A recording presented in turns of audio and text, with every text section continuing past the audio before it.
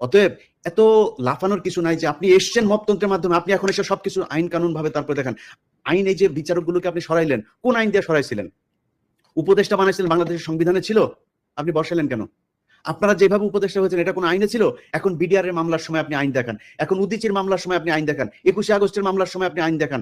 ওই ফেনীতে যেই বনোজ কুমার আর ব্যারিস্টার সুমনরা যেটা করে গিয়েছে সেই ১৬ জন মানুষ এখন পর্যন্ত তারা কেন কন্ডেম সেলে আছে? আপনি করতে পারেন নাই, সময় পান নাই। শামা ওবায়দের সাথে অন্ধকারে সিনেমা হলে চিপায় গিয়া বসে সিনেমা দেখার সময় পান।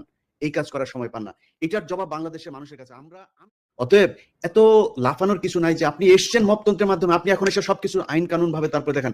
আইন এই যে বিচারকগুলোকে আপনি সরাইলেন, কোন আইন দিয়ে সরাইছিলেন? উপদেষ্টা বানাইছিলেন বাংলাদেশের সংবিধানে ছিল? আপনি বসাইলেন কেন? আপনারা যেভাবে উপদেষ্টা হয়েছেন এটা কোন আইনে ছিল? এখন বিডিআর এর মামলার সময় আপনি আইন দেখান, এখন উদিচির মামলার সময় আপনি আইন দেখান, ২১শে আগস্টের মামলার সময় আপনি আইন দেখান। ওই ফেনীতে যেই বনোজ কুমার আর ব্যারিস্টার সুমনরা যেটা করে গিয়েছে সেই ১৬ জন মানুষ এখন পর্যন্ত তারা কেন কন্ডেম সেলে আছে?